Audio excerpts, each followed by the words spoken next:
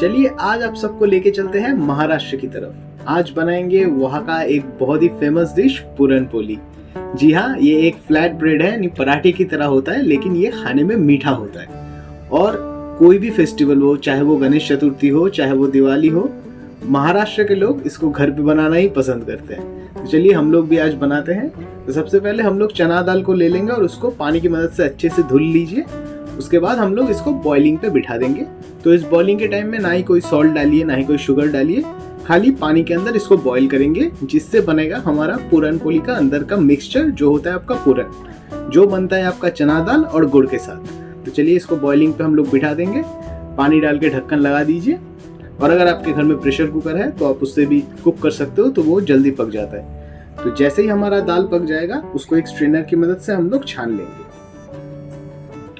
और उसका एक बहुत ही थिक पेस्ट बनाए। और जब भी इसका पेस्ट बनाए, उसमें किसी भी तरह का पानी ना डालिए, खाली दाल का जो बॉयल दाल है उसी का ही मिक्सचर बनाएंगे हम लोग। तो अभी इसका मिक्स, चलिए इसका फिलिंग बनाना शुरू करते हैं। तो सबसे पहले पैन में हम लोग थोड़ा सा घी ले लेंगे, 2-3 चम्मच के आसपास घी ले लीजिए। ऐसे ही हमारा घी मेल्ट हो जाता है, हम उसके अंदर डाल देंगे हमारा पिसा हुआ चना दाल। पूरे दाल को एक साथ डाल दीजिए। देखिए जैसे हम लोगों ने दाल का मिक्सचर बनाया वो कितना थिक है। तो हमको उसमें पानी, जब आप ग्राइंड कर रहे हो तो उसमें पानी बिल्कुल भी ना डालिए, ठीक है। अभी चलिए इस दाल को इस घी के अंदर अच्छे से मिलाना शुरू कीजिए, क्योंकि दाल हमारा पहले से ही बॉयल है, पका हुआ है। तो हम चाहते हैं बस घी का फ्लेवर दाल में इनकॉर्पोरेट हो जाए। अभी हम लोग इसके अंदर डालेंगे गुड़ और थोड़ा सा चीनी, टेस्ट को बैलेंस करने के लिए। जैसे ही आप गुड़ को डालेंगे, देखेंगे जो मिक्सचर है वो हल्का सा पतला हो चुका है। तो डरिए मत, इसको अच्छे से अगर आप पकाते रहेंगे तो ये मिक्सचर बाद में हार्ड ही बन जाएगा। तो थोड़ा सा हम लोग यहाँ पे शुगर का भी इस्तेमाल करेंगे, क्योंकि शुगर एक बढ़िया कलर भी देगा अंदर की फीलिंग को और टेस्ट में भी हल्का सा बैलेंस लाएगा। तो जैसे ही हमने गुड़ डाला, देखिए जो मिक्सचर है वो हल्का सा पतला हो चुका है। तो उसके लिए डरिए मत, इसको जैसे ही आप पकाते जाएंगे तब तक ये धीरे धीरे हार्ड बनता जाएगा। और एक चीज ध्यान में रखिए, जब भी इसको पकाएंगे तो अंदर में लम्स बनने के चांसेस होते हैं, मतलब गुठलियां अंदर बन सकते हैं। तो इसको लगातार चलाते रहना बहुत जरूरी है, ताकि अंदर में गुठलियां ज्यादा ना बने और मिक्सचर जो है वो हमारा बहुत ही स्मूथ आए। और इसको ऐसे, इसमें ही थोड़ा सा आपको वक्त लगेगा, क्योंकि ये पानी सोखने में हल्का सा टाइम तो लेता ही है। तो इसको ऐसे ही पकाते रहिए तब तक, जब तक कि ना ये मिक्सचर इस कंसिस्टेंसी का हो जाए। देखिए जितना हम लोगों ने, जैसा हमको कंसिस्टेंसी चाहिए, ये उसी के लिए परफेक्ट है। और ये अगर ठंडा होगा तो ये थोड़ा सा और गाढ़ा बन जाएगा। तो चलिए हमारा मिक्सचर ऑलमोस्ट रेडी है, उसको हम लोग इस बर्तन में निकाल लेंगे। इसके बाद हम लोग शुरू करेंगे डो बनाना पुरन पोली का। चलिए उसके लिए एक बर्तन ले लीजिए, थोड़ा सा आटा मिलाइए और बाकी हम लोग यहाँ पे ज्यादा मैदे का ही इस्तेमाल करेंगे। आप चाहे तो इसको आटे की मदद से भी बना सकते हो, कोई दिक्कत नहीं है। और जनरली पुरन पोली का जो कलर होता है वो येलो कलर का होता है। उसके लिए हम लोग यहाँ पे कोई कलर नहीं इस्तेमाल करेंगे, ना कि महाराष्ट्र के लोग करते हैं। हम लोग इसके लिए खाली हल्दी का इस्तेमाल करेंगे। चलिए अभी हम इसमें धीरे धीरे पानी डालेंगे और एक डो बनाने की कोशिश करेंगे, बढ़िया सॉफ्ट डो। तो ये जो पुरन पोली है ना, अगर आप इसको लेके थोड़ा सा गुजरात की तरफ चले जाओगे तो यही डिश बन जाएगा वहाँ का वेदमी, जिसमें थोड़ा सा कार्डमम पाउडर का भी इस्तेमाल होता है। और अगर इस पुरन पोली को लेके आप थोड़ा सा साउथ की तरफ ट्रेवल करोगे तो हो सकता है इसका नाम भी हो सकता है उबट्टू। जी हाँ, लेकिन उसमें थोड़ा सा डिफरेंस होता है, ताकि दोनों का बनाने का प्रोसेस तो लगभग सेम है, लेकिन वहाँ पे टर्मरिक का इस्तेमाल उतना होता नहीं है। और जहाँ पे हम लोग यहाँ पे चना दाल का इस्तेमाल कर रहे हैं, उस जगह पे इस्तेमाल होता है कोकोनट का या तूर दाल का। क्योंकि हमारा जो इंडिया है उसका जियोग्राफिकल लोकेशन, इतना सब कुछ हमारे पास अवेलेबल होता है। तो अगर आप कहीं जगह पे चले जाओ, उसका एक अलग वर्जन मिलता है। तो यही सबसे प्यारी चीज है हमारे इंडिया का।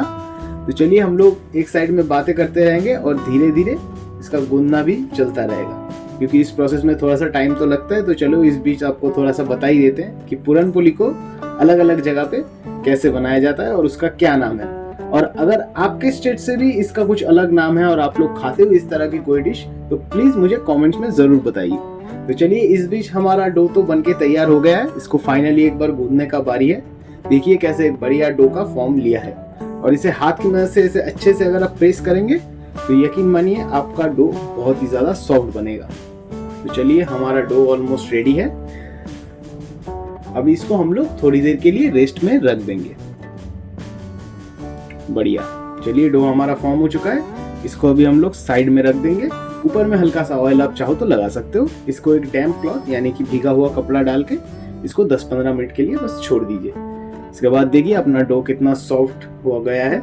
अभी इसको हम लोग फाइनली एक बार हाथ की मदद से गूंद के इसको इक्वली शेप में हम लोग डिवाइड कर लेंगे। और डिवाइड करने के बाद ऐसे ही हाथ की मदद से इसको गोल गोल शेप दे दीजिए, क्योंकि हम लोग इसके अंदर स्टफिंग भरेंगे। तो ये जितना आप स्मूथ बनाएंगे ये वाला बॉल, आपके लिए उतना ही आसानी होगा इसका दूसरा वाला प्रोसेस यानी दूसरा स्टेप।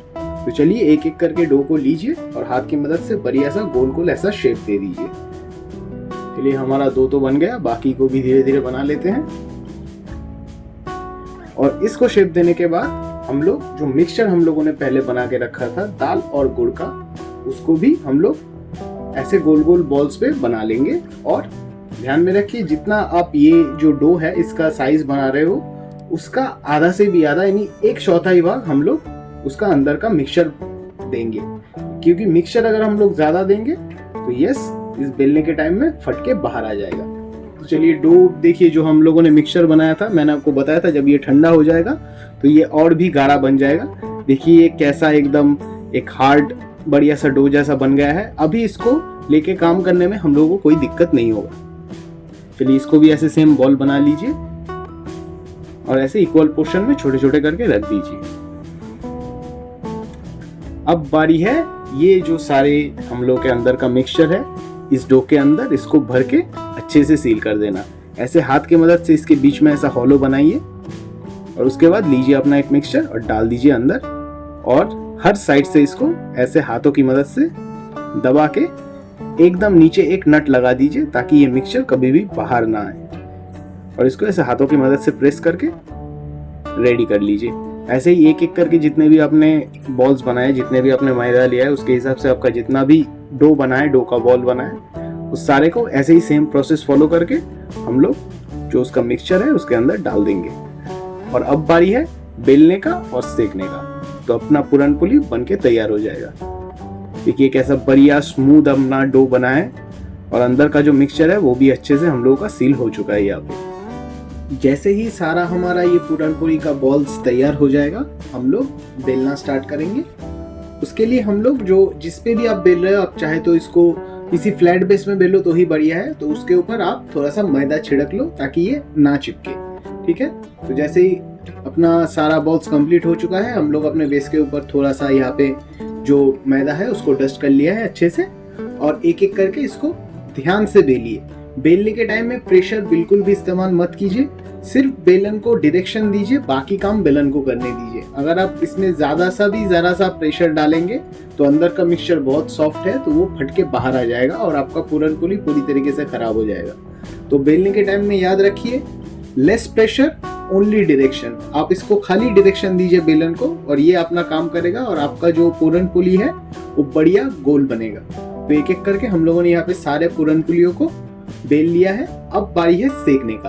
और सेकने के लिए बहुत लोग क्या करते हैं, इसको एक ही बार में घी में पकाते हैं। हम लोग वैसा नहीं कर रहे हैं, हम लोग इसको बिना तेल के ड्राई हम लोग थोड़ा सा कुक कर लेंगे ताकि इसका जो मैदा है वो अच्छी तरीके से पक जाए। और उसके बाद हम लोग घी में बोथ साइड को हल्का सा सेकेंगे ताकि इसमें घी का फ्लेवर भी अच्छी तरीके से आ जाए। तो ऐसे ही अब हाथ की मदद से, अगर आपको हाथ में गर्मी लग रहा है तो एक स्पैचुला ले लीजिए, कोई दिक्कत नहीं है। इसको अच्छे से सेकिए, दोनों तरफ से बढ़िया धीरे धीरे इसको सेकिए। और इस टाइम पे टेम्परेचर अगर आप हाई रखेंगे तो आपका बाहर का कोटिंग जो है वो पक जाएगा और अंदर में कच्चा रह जाएगा। इस टाइम में बहुत ही लो फ्लेम में धीरे धीरे इससे अच्छे से हर तरफ से अच्छे से पकाइए ताकि इसका जो मैदा है वो अच्छे तरीके से पक जाए। और पकने के बाद एक एक करके आप स्टैक कर लीजिए इस तरीके से। अभी बढ़िया हम लोग इसको बस घी में बोथ साइड में पकाएंगे। उसके लिए हम लोग वो गरम तवे में बढ़िया सा घी डाल दीजिए, 2 चम्मच 3 चम्मच जितना आपको अच्छा लगता है, और इसको अच्छे से दोनों तरफ से सेकिए। और जैसे ही आप इसको इस पके हुए पूरन पुली को घी में डालेंगे, देखिए एक बहुत ही बढ़िया फ्लेवर आएगा। मतलब आपका पूरन पुली बिल्कुल पक के तैयार है। चलिए एक एक करके अपना पूरन पुली को ऐसे सेक लीजिए और स्टैक कर लीजिए और पूरन पुली बन के बिल्कुल तैयार है। तो जैसे कि आप लोगों ने देखा, ये रेसिपी जो है वो काफी सिंपल है, प्रोसेस उतना डिफिकल्ट नहीं है। हाँ, टाइम कंज्यूमिंग थोड़ा तो है, क्योंकि अच्छा खाना, प्यारा खाना अगर बनाएंगे तो उसमें थोड़ा सा मेहनत तो लगता ही है, इसमें कोई दो राय नहीं है। तो चलिए एक एक करके हमारा पूरन पुली भी सेक चुका है। अब गर्मा गर्म इसको प्लेट में लगा लेंगे और अपने गेस्टों को सर्व कर देंगे। तो जल्दी से इसको घर पे बनाइए, खुद भी खाइए और सबको खिलाइए, और कमेंट्स में आके जरूर बता के जाइए कि ये डिश आपने कैसा बनाया है। तो चलिए मिलते हैं अगले वीडियो तक, तब तक के लिए bye bye and don't forget to subscribe DC Cookery. Please do subscribe DC Cookery and don't forget to click the bell icon, इसलिए मैं जब भी आपको दोबारा वीडियो डालूंगा आप सबके पास नोटिफिकेशन पहुंच जाएगा। तो चलिए बाय बाय, आज के लिए यही तक, मिलते हैं अगले वीडियो पर। Happy cooking.